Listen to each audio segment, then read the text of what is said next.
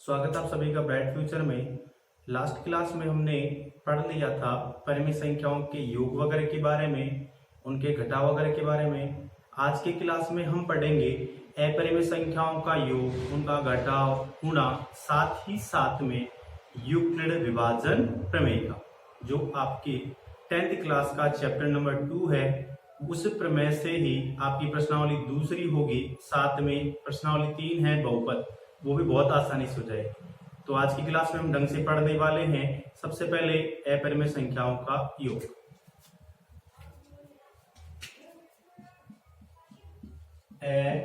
अपरिमेय संख्याओं का योग, ये हमारा टॉपिक है। अपरिमेय संख्याओं का योग किस तरीके से करते हैं, क्वेश्चन देखना आप सामने। √3 प्लस √2, एक क्वेश्चन आपके सामने √3 प्लस √3 और √2 प्लस √8, और आपके सामने है कुछ इस तरीके से। मैंने 4 सवाल आपके सामने लिखे हैं। √3 प्लस √2, √3 प्लस √3, √2 प्लस √8, √4 प्लस √2। अब बच्चे सोच रहे होंगे कि ये कोई ज्यादा कठिन है क्या, इनको जोड़ना तो बहुत आसान है, तो हम जोड़ देंगे इनको। क्या जोड़ने वाले हैं? 5। अब देखो बच्चे इसको भी हंसी खुशी से जोड़ देंगे। √3 और √3, सर √6 हो गया, वाह। √2, √8 कितना हो जाएगा? √10, √4, √2 कितना हो जाएगा? √6। यही होगा ना जी, सारे बच्चे खुश। अब देखते हैं क्या सही हुआ क्या गलत हुआ। जी ये भी गलत है, ये भी गलत है, ये भी गलत है, ये भी आपका गलत है। अब आप सोच रहे होंगे कि फिर सही क्या है, सारे गलत गलत, तो सही क्या है? तो सबसे पहले अपरिमेय संख्याओं का जो योग होता है ना, उसके बारे में आप ध्यान से सुन लें। योग कैसे करते हैं? अपरिमेय संख्याएं तो है, लेकिन वो संख्या रूट में कैसे होनी चाहिए? समान। यहाँ पे देखो √3 और √2 समान है क्या? नहीं। तो ऐसे कैसे? √3 प्लस √2 आ जाएगा। यहाँ पे समान है क्या? देखो साथ में एक एक इनके लगा हुआ है, तो कितना आ जाएगा? 2 √3। ये कितना आ जाएगा आपका? √2 प्लस √8 आ जाएगा, और ये कितना आ जाएगा? √4 प्लस √2। कुछ बात समझ में आई आप लोगों को? 2 सवाल और लेके चलते हैं, आ जाएगी समझ में, आएगी नहीं तो जाएगी काम। यहां से लिखा 4 √2 प्लस 3 √2। अब सबसे पहले अभी क्या सीखा है अपन ने? क्या चेक करेंगे आप? संख्या कैसे होनी चाहिए रूट में और कैसे होनी चाहिए समान। क्या समान में है क्या? हाँ बिल्कुल। √2 के 2 कितने यहाँ पे? 4। √2 के 2 कितने यहाँ पे? 3। तो कितना हो जाएगा? 4 और 3 कितना भैया? 7 √2। फिर एक और प्रश्न लेके चलते हैं। यहाँ पे मैंने कहा √4 प्लस √9 क्या जुड़ जाएगा क्या? यहाँ पे दोनों रूट में संख्याएं तो है लेकिन समान नहीं है, तो जुड़ेगा तो नहीं। √4 प्लस √9 ऐसे कैसे रह जाएगा? ये नहीं जुड़ेगा।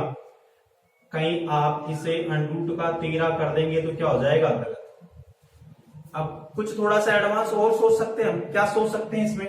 इसको आप जोड़ सकते हैं, रूट में तो नहीं जोड़ सकते।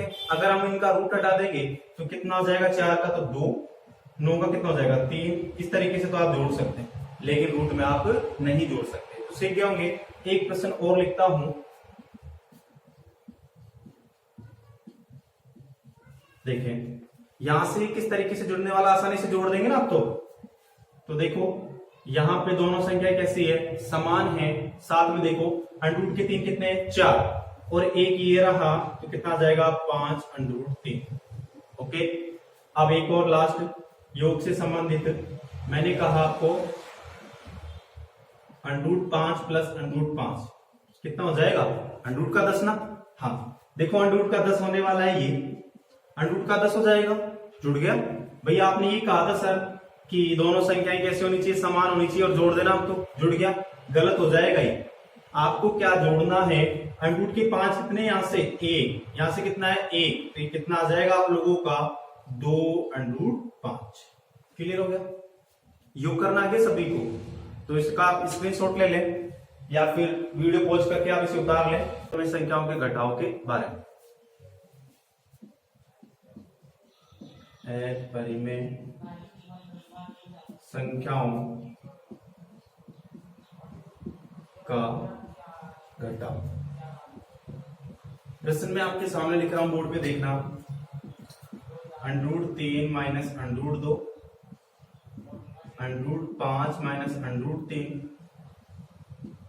√6 माइनस √3, √7 माइनस √4।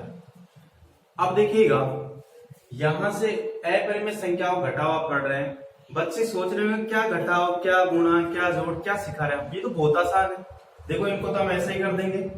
यहां से √3 में से √2 गया, कितना बचेगा आपका? √ का 1 कह दो या फिर इसे 1 कह दो। 5 में से 3 गया तो √ का 2, 6 में से 3 गया तो √ का 3, 7 में से 4 गया तो √ का 3। इतना सारे बच्चे है ना हंसी खुशी से कर देंगे, सर ये तो हमारे को बहुत खतरनाक तरीके से आता है, हमने कर दिया इसको। और फिर मैं आपको एक बात बता देना चाहता हूँ कि सारे क्या है? गलत है आपकी। सारे क्या आपके गलत है। क्यों गलत है ये भी जान लें आप, और साथ में ये भी जान लें कि सही क्या होगा। ये गलत तो क्यों है और सही क्या होगा। जिस प्रकार से अपरिमेय संख्याओं का जो योग आपने किया था उसमें ये कहा गया था आप लोगों को कि रूट वाली संख्या कैसे होनी चाहिए? समान, तभी योग होगा। ठीक उसी प्रकार यहाँ अपरिमेय संख्याओं का जो घटाव है, घटाव, इसमें भी रूट वाली संख्या कैसे होनी चाहिए? समान होनी चाहिए, तब तो संख्याएं घटेगी, अन्यथा नहीं घटेगी। तो यहाँ चेक करते हैं, √3 या √2, क्या रूट वाली संख्या समान है? क्या नहीं है, तो ये घटेगा ही नहीं। √3 माइनस √2, ऐसे कैसे? फिर देखो यहाँ पे समान है क्या? नहीं, तो ये भी नहीं घटेगी। यहाँ पे समान है क्या? नहीं, तो ये भी नहीं घटेगी। यहाँ पे समान है क्या? नहीं, तो ये भी नहीं घटेगी। फिर घटेगी क्या? ऐसा भी माइंड में सवाल चल रहा होगा कि घटेगी क्या। तो प्रश्न में आपके सामने लिख रहा हूं, देखो मैंने लिखा 4 √3 माइनस 2 √3। ध्यान से समझना, सबसे पहले रूट वाली संख्या समान है, हाँ समान है, तो दो तरीके से इसको सॉल्व करेंगे हम। देखो, या तो आप सीधा सीधा कह दें √3 कितने हैं? 4 है, इसमें से कितना घटाना है? 2 √3, तो कितना बच जाएगा? 2 √3। कुछ बच्चे ये कहेंगे कि सर हमारे को ऐसे समझ में नहीं है, कुछ और आसान तरीका। तो आसान तरीका यही है, यहाँ पे आप देख पा रहे हैं कि √3 दोनों तरफ है, बाहर बुला लेता हूं, बेटा √3 तू बाहर आ जा, वो आ गया बाहर। यहाँ तो क्या बच गया? 4, यहाँ क्या बच गया? माइनस का चिन्ह, 2 आपका ऐसे कैसे, 4 में से 2 जाएगा तो कितना बचेगा? 2, तो ये आ गया आपका 2 √3। क्लियर हो गया सभी से? अब एक और प्रश्न यहाँ पे सामने लिख रहा हूं आपके,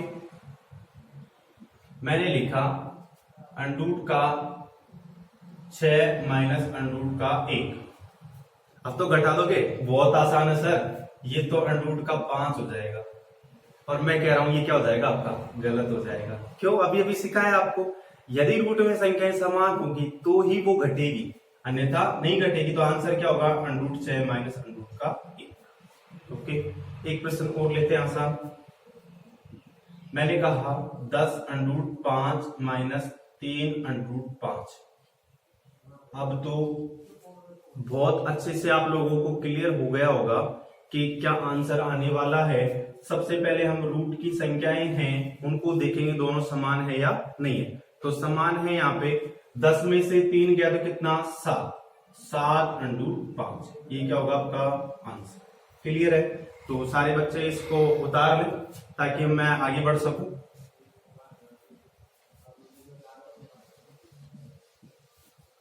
अपरिमेय संख्याओं का गुणा, तो यहाँ पे देखें आप, अपरिमेय संख्याओं का गुणा। अपरिमेय संख्याओं का गुणा आप किस तरीके से करेंगे? बहुत आसान है। √3 गुणा √2 है, कितना हो जाएगा आप लोगों का? √ का 6। फिर √4 गुणा √4 है आप लोगों का, कितना हो जाएगा? ये आपका केवल 4 हो जाएगा। इसका कारण भी अभी मैं आप लोगों को दूंगा। √2 गुणा √2, ये कितना हो जाएगा? ये भी 2 हो जाएगा। और अब देखो आगे, √7 गुणा √4 कितना हो जाएगा? 28 हो जाएगा। और और यहाँ पे मैंने कहा √5 गुणा √6 कितना हो जाएगा, √30 हो जाएगा। अब यहाँ पे थोड़ा डिटेल से समझना, कुछ और बातें मैं गुणा करने के साथ साथ बताने वाला हूँ। यहाँ पे रूट में जो दोनों संख्याएं हैं वो दोनों समान नहीं है, इसलिए 3 दूनी कितना कर दिया मैंने, 6। ये 4 कैसे बना, आप लोग छोटी क्लासों में सुनते आए हैं, जब दो रूट में संख्याएं हैं और दोनों समान हैं तो आपस में गुणा करने पर वही संख्या आ जाती है और उसका रूट हट जाता है। क्या कभी कारण आपने जाना? तो यहाँ पे जो 4 आया है ये क्यों आया, पता लगाना अपने को। 4 यहाँ से क्यों आ रहा है, तो देखो दोनों संख्याएं कैसी है, समान। ये तो परिभाषा आपको कही गई थी, लेकिन यहाँ पे कारण जान लेते हैं कि ऐसा क्यों होता है। 4 को 4 से गुणा किया, √ का 16 हो जाएगा, और 16 का जब आप वर्गमूल लेंगे तो कितना आ जाएगा, 4 आ जाएगा। फिर यहाँ पे कितना हो जाएगा, √4 यानी कितना गया, 2। यहाँ पे भी आप इसको चेंज कर सकते हैं, √ का 7 है और 4 को क्या लिख सकते हैं आप, 2। तो कितना गया, 7 √2, और ये कितना जाएगा आपका, √ का 30। क्लियर हो गया? तो यहां से आप लोगों को एक बात और क्लियर हो गई होगी कि पहले तो ये बात आप जानते थे कि यदि दो संख्याएं रूट में है और दोनों समान हैं, उनको आपस में गुणा करने पर उनका रूट हट जाता है। तो रूट क्यों हट जाता है उसका कारण भी पता लगे, यहाँ पे से संख्या वही आ जाती है। तो ये 4 क्यों आ रही थी, अब तक आप सोचते थे कि आपस में गुणा करेंगे तो 4 ही आएगा, ये 4 क्यों आया उसका रीजन भी आप लोगों को पता लग गया होगा। एक दो एग्जांपल और देखते इससे संबंधित। यहां से मैंने लिखा 25 और यहां से लिखा मैंने इसको 100। अब देखो इतना बड़ा गुणा करने की आपको आवश्यकता नहीं है, कभी कभी थोड़ा सा वो चालाकी भी आपको दे देता है। 25 को आप क्या लिख सकते हैं, 5। 25 को क्या लिख सकते हैं, 5। अब आप सोच रहे होंगे कि 5 कहां से आ गए, तो 25 का जब आप वर्गमूल लेंगे तो कितना आएगा, 5। 100 का कितना हो जाएगा, 10। तो कितना आ गया आपका, ये 50। क्लियर हो गया? कभी कभी अपन क्या करते हैं, इनको आपस में गुणा करने के लिए पछते रहते हैं। थोड़ा सा स्मार्ट आप काम करें, ये देखें कि कौन सी संख्या रूप से बाहर आ सकती है। यहां फिर से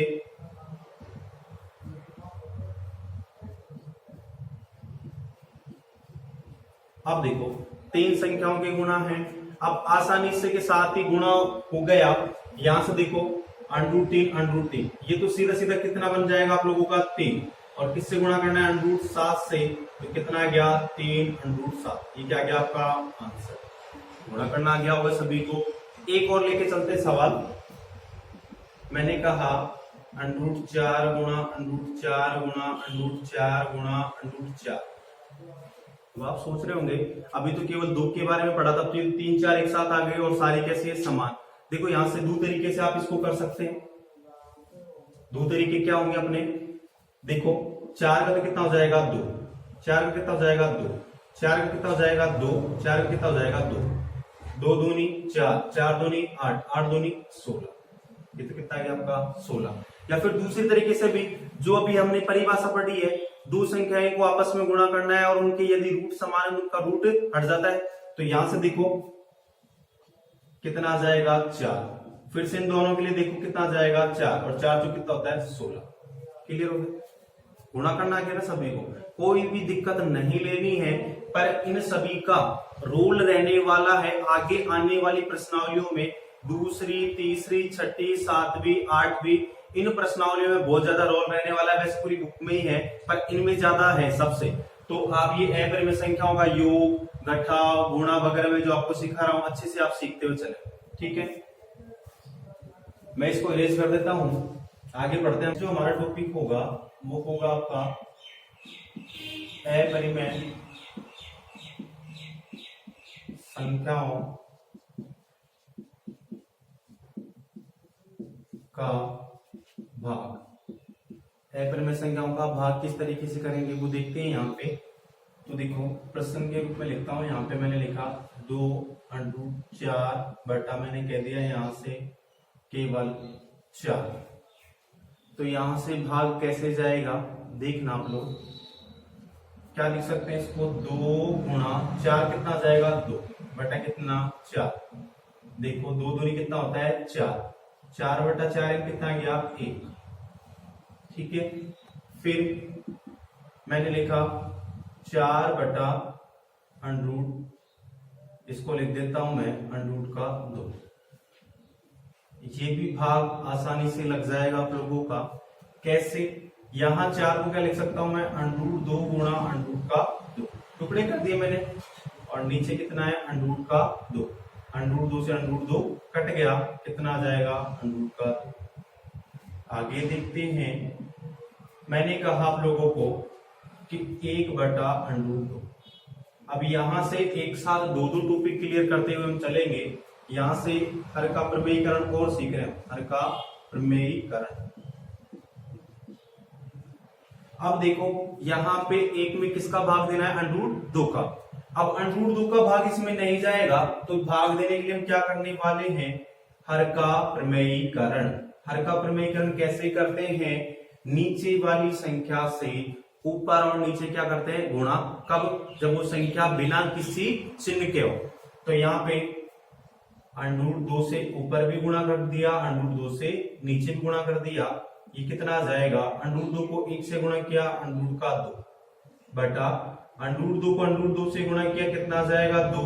अभी आप लोगों ने पढ़ा है कि यदि दो संख्याएं रूट में हैं और दोनों कैसी है समान, तो उनके रूट हट जाते हैं। आगे और लेके चलते सवाल। यहां से लिखा मैंने √2 बटा √3।